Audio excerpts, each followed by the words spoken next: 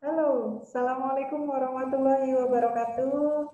Semoga semuanya dalam keadaan sehat walafiat. Terima kasih sudah mampir ke channel saya dan hari ini kita akan belajar kembali, belajar bersama-sama tentang materi aspek hukum dalam bisnis. Topiknya apa? Nanti kita akan buka dulu share screen-nya karena ini adalah Zoom recording yang saya unggah ke channel YouTube saya. Maka silakan bagi yang ingin mengetahui tentang materi-materi berikutnya secara otomatis, bunyikan loncengnya. Subscribe-nya jangan lupa, oke? Okay? Baik, saya akan membuka materi kita pada hari ini. Ini dia. Ya, kita akan berbicara mengenai hak milik intelektual. Ya, semoga semuanya bisa stay tune di akun channel saya ini dari awal sampai selesai. Kita akan berbicara mengenai HMI atau hak milik intelektual. Dan ini adalah menunya, menu yang akan kita bahas pada kesempatan kali ini tentang pengertian HMI itu sendiri, ya, hak milik intelektual itu apa, kemudian ruang lingkup hak milik intelektual itu apa saja. Yang saya tuliskan di sini adalah ruang lingkupnya di hak cipta dan hak kekayaan industri. Kita akan breakdown satu persatu. Mari. Hak milik intelektual. Oke. Dasar pemikirannya adalah karena banyaknya karya-karya yang lahir atau dihasilkan manusia melalui kemampuan intelektualitasnya, baik melalui daya cipta, rasa, maupun karsanya. Pengorbanan yang demikian tentunya menjadikan karya yang dihasilkan memiliki nilai yang patut dihargai. Ya, HMI atau singkatan dari hak milik intelektual, yaitu hak yang timbul dari hasil olah pikir yang menghasilkan suatu produk atau proses yang berguna bagi manusia. Ini jenis-jenisnya, jenis-jenis hak milik intelektual dikelompokkan dalam dua jenis. Yang pertama adalah hak cipta atau copyright, dan yang kedua adalah hak milik industri atau disebut juga industrial property right. Kita bicarakan terlebih dahulu mengenai hak cipta atau copyright. Sudah sering sekali ya kita mendengar istilah ini. Dari bahkan sejak zaman kita masih kecil, hak cipta itu apa, maka mari kita bicarakan bersama. Dari definisinya, hak cipta adalah hak eksklusif bagi pencipta atau penerima hak untuk mengumumkan atau memperbanyak ciptaannya atau memberikan izin untuk itu dengan tidak mengurangi pembatasan-pembatasan menurut peraturan perundang-undangan yang berlaku. Kemudian bentuk karya ciptanya diatur dalam Undang-Undang Nomor 19 Tahun 2002 tentang hak cipta. Dapat disebutkan bahwa yang menjadi objek hak cipta adalah karya-karya di bidang ilmu pengetahuan, seni, dan sastra. Itu ya, itu ruang lingkupnya. Jadi yang selain dari ilmu pengetahuan, seni, dan sastra, maka dia tidak masuk ke dalam karya cipta yang nantinya dimintakan hak ciptanya atau copyright-nya, tidak bisa. Oke. Ini dia yang termasuk karya cipta. Saya tuliskan ada 16 di sana, ini contoh-contohnya. Misalnya ada buku, program komputer, kemudian ada pamflet, ada layout, gitu. Kemudian ada ceramah, kuliah, kemudian pidato, itu bisa masuk dalam karya cipta. Kemudian ada alat peraga pendidikan, itu juga masuk dalam karya cipta. Lagu atas musik, ya, yang dengan lirik atau tidak dengan lirik. Kemudian ada drama, drama yang biasa atau drama musikal, itu juga masuk dalam karya cipta. Ada tari, ada koreografi, ada pewayangan, ada pantomim. Itu juga masuk dalam karya cipta. Selanjutnya, ada seni rupa, ada arsitektur, ada peta, kemudian ada seni batik, ada fotografi, ada sinematografi, kemudian ada juga karya-karya terjemahan, saduran, begitu. Itu juga masuk dalam karya cipta dan database. Ya. Ke-16 contoh karya cipta ini adalah karya cipta yang dilindungi oleh undang-undang. Tapi ternyata ada juga karya cipta yang tidak dilindungi oleh undang-undang. Ini dia. Misalnya yang pertama adalah hasil rapat terbuka lembaga-lembaga negara, ya, yang sudah masuk di ranah kenegaraan, maka secara tidak langsung tanpa dilindungi undang-undang pun itu sudah legal, gitu ya. Kemudian peraturan perundang-undangan itu juga karya cipta, ya, yang jelas di sana bahkan mengatur undang-undang. Dan kemudian yang ketiga, pidato kenegaraan atau pidato pejabat pemerintah. Yang keempat, putusan pengadilan atau penetapan hakim. Dan yang kelima, keputusan badan arbitrase atau keputusan badan-badan sejenis yang lainnya.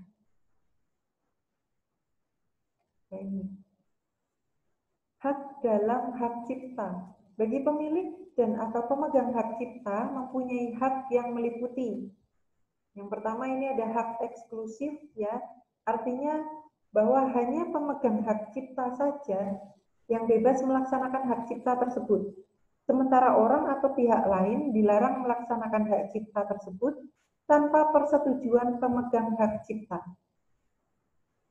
Kemudian ada yang disebut dengan hak moral dan hak ekonomi. Hak moral adalah hak yang melekat pada diri pencipta atau pelaku. Ya, di situ ada seni, rekaman, siaran yang tidak dapat dihilangkan dengan alasan apapun, walaupun hak cipta atau hak terkait telah dialihkan. Ya, jadi sudah melekat di diri pencipta. Kemudian ada yang disebut dengan hak ekonomi. Hak ekonomi ini adalah hak yang berkaitan dengan masalah yang bersangkut paut dengan keuangan dan penjualan hasil ciptaannya. Pencipta dapat melisensikannya kepada pihak lain dengan menerima royalti biasanya. Hak cipta yang dapat diserahkan kepada pihak lain itu disebut dengan lisensi dan assignment. Pengertian lisensi itu sendiri suatu pemberian hak kepada orang lain oleh si pemegang hak untuk dapat melaksanakan haknya tadi. Kemudian ada assignment, penyerahan untuk keseluruhan sehingga dapat mencetak, menjual, memfilmkan, dan sebagainya. Itu ya.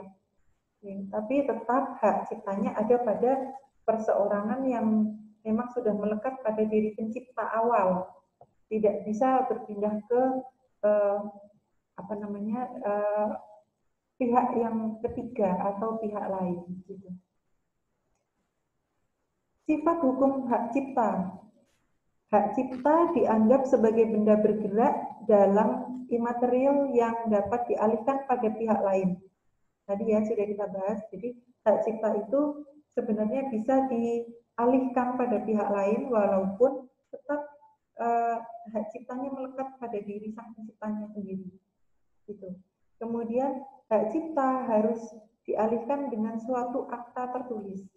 Harus ada akta tertulisnya kalau memang harus dialihkan. Kecuali satu, yakni jika memang misalnya penciptanya sudah meninggal dunia dan ini harus diwariskan, misalnya, gitu ya.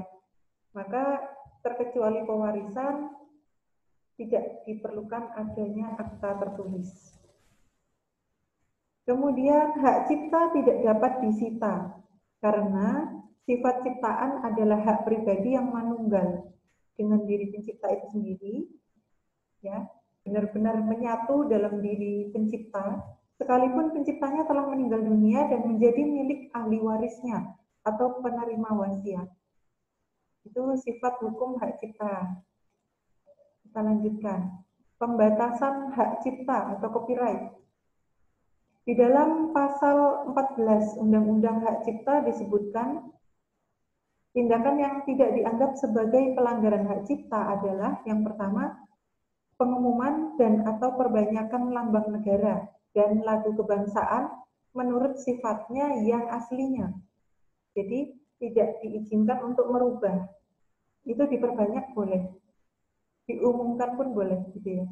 Kemudian yang kedua, pengumuman dan atau perbanyakan segala sesuatu yang diumumkan dan atau diperbanyak oleh atau atas nama pemerintah kecuali apabila hak cipta itu ternyata dilindungi, dinyatakan dilindungi, baik dengan peraturan perundang-undangan maupun dengan pernyataan pada ciptaan itu sendiri atau ketika ciptaan itu diumumkan atau memang diperbanyak. Dan yang ketiga, pengambilan berita aktual, baik seluruhnya maupun sebagian, dari kantor berita, lembaga penyiaran, dan surat kabar atau sumber sejenis lainnya. Dengan ketentuan sumbernya harus disebutkan secara lengkap. Oke, harus secara lengkap. Karena jika tidak disebutkan secara lengkap, ya nanti jadinya hoax gitu ya. Dan tidak jelas sumbernya, yang jelas begitu. Masa berlaku hak cipta atau copyright. Masa berlaku suatu hak cipta atas ciptaan berupa buku, pamflet, dan karya tulis lainnya, seni tari, seni lukis, seni pahat, seni patung, seni batik, ciptaan lagu atau musik, dan karya arsitektur oleh undang-undang diberikan selama hidup si pencipta. Ditambah 50 tahun setelah pencipta meninggal dunia. Nah ini dia, hak ciptanya adalah selama hidup sang pencipta. Gitu ya. Ditambah 50 tahun setelah pencipta meninggal dunia. Itu adalah masa berlaku hak cipta atas ciptaan seseorang. Nah, bagaimana bila ciptaannya dimiliki oleh dua orang atau lebih? Yang menciptakan misalnya dua orang atau lebih. Selama hidup si pencipta yang terlama hidupnya, itu maka hak cipta itu berlaku. Gitu. Dan itu pun masih ditambah 50 tahun sesudah si pencipta yang terlama hidupnya meninggal dunia. Gitu ya. Kemudian ciptaan karya pertunjukan seperti musik, karawitan, drama, tari pewayangan, pantomim, dan karya siaran radio, TV, film, video, ceramah, kuliah, pidato, peta, karya sinematografi, rekaman suara atau bunyi, kemudian ada lagi terjemahan atau tafsir, berlaku 50 tahun sejak pertama kali diumumkan. Oke, sejak pertama kali diumumkan, catatannya adalah itu. Kemudian untuk karya fotografi, program komputer, saduran dan bunga rampai, masa berlakunya adalah 25 tahun sejak pertama kali diumumkan. Jadi ada beda-beda ya. Ya, semoga para mahasiswa bisa memahami dan bisa mengetahui perbedaan dari masing-masing masa berlaku ciptaan. Pendaftaran ciptaan dan sanksi hukumnya. Pendaftaran ciptaan itu sifatnya sebenarnya tidak mutlak, karena tanpa mendaftar pun hak cipta seseorang tetap dilindungi. Ya. Pendaftaran ciptaan itu digunakan untuk memudahkan pembuktian jika terjadi sengketa saja sebenarnya, gitu ya. Hanya untuk memudahkan pembuktian, gitu. Kemudian dilakukan secara pasif atau disebut dengan sistem deklaratif, begitu. Artinya semua permohonan pendaftaran diterima dengan tidak terlalu mengadakan penelitian mengenai hak pemohon, kecuali jika sudah jelas ada pelanggaran hak cipta. Ya. Kemudian mengenai penyelenggaranya, pendaftaran hak cipta itu, jika nanti para mahasiswa sekalian kok punya satu ciptaan yang ingin dihak ciptakan atau di copyrightkan gitu, ya, ini diselenggarakan oleh kantor wilayah Kementerian Hukum dan HAM di seluruh Indonesia. Jadi datang saja ke kantor wilayah Kementerian Hukum dan HAM dan nanti bisa mendaftar di sana. Atau dengan kemudahan-kemudahan saat ini kita bisa mendaftar secara online. Bisa melalui iskripthak.cipta.digit.go.id. Bisa di sana ya. Kemudian sanksinya diatur dalam pasal 72 Undang-Undang Hak Cipta yang mengelompokkan dalam 9 kategori. Jadi para mahasiswa sekalian bisa membuka pasal 72 Undang-Undang Hak Cipta, ada 9 kategori yang mengatur tentang sanksi hukum pelanggaran hak cipta. Itu ada di sana. Nah, selanjutnya, kalau tadi sudah kita berbicara tentang copyright, dan sekarang kita berbicara tentang hak kekayaan industri atau industrial property right.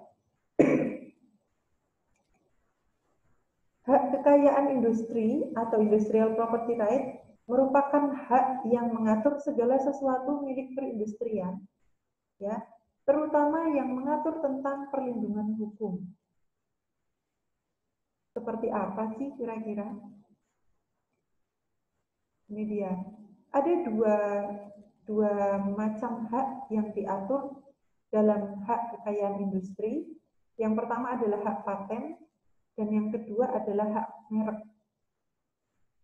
Hak paten merupakan hak khusus yang diberikan negara kepada penemu atas hasil penemuannya di bidang teknologi untuk selama waktu tertentu melaksanakan sendiri penemuannya tersebut atau memberikan persetujuannya kepada orang lain untuk melaksanakannya. Objek pengaturan hak paten adalah penemuan di bidang teknologi. Ini patut menjadi catatan. Ya, kalau tadi di bidang seni, karya ilmiah dan lain sebagainya itu masuk di copyright. Tapi kalau untuk di bidang teknologi, maka untuk bisa mendaftarkan ciptaannya begitu biasanya akan diberikan hak paten kalau untuk teknologi. Pengajuan permohonan hak paten dilakukan oleh Direktorat Jenderal Kekayaan Intelektual atau Dirjen HKI. Boleh nanti kalau misalnya para mahasiswa memiliki satu penemuan di bidang teknologi dan ingin dipatenkan, begitu ya, segera saja bisa mendaftarkan diri untuk mematenkan karyanya. Dan kemudian ada hak merek. Merek adalah tanda yang berupa gambar, nama, kata, huruf, angka, susunan warna, atau kombinasi dari unsur-unsur yang memiliki daya pembeda dan digunakan dalam kegiatan perdagangan barang dan jasa. Oke, merek. Sepertinya saya tidak harus memberikan contoh pun, para mahasiswa tahu semua ya, contoh merek itu apa saja gitu. Baik, ini ada beberapa istilah yang perlu kita kenal, kita ketahui dalam hak paten. Yang pertama adalah deskripsi. Deskripsi ini adalah penjelasan tertulis mengenai cara melaksanakan suatu penemuan sehingga dapat dimengerti oleh seseorang yang ahli di bidang penemuan tersebut. Kemudian ada abstraksi, adalah uraian singkat mengenai suatu penemuan yang merupakan ringkasan dan pokok-pokok penjelasan deskripsi, klaim, atau gambar. Nah, untuk klaim sendiri adalah uraian tertulis mengenai inti pertemuan atau bagian-bagian tertentu dari suatu penemuan yang dimintakan perlindungan hukum dalam bentuk paten. Itu adalah klaim. Sedangkan gambar adalah berupa gambar teknik suatu penemuan yang memuat tanda-tanda, simbol-simbol, angka, bagan, atau diagram yang menjelaskan bagian-bagian dari penemuan. Itu dia gambar. Nah, ini yang terakhir, kita berbicara mengenai lingkup merek. Lingkup merek itu sendiri dibagi ada merek dagang dan ada merek jasa. Seperti tadi yang ada di definisinya.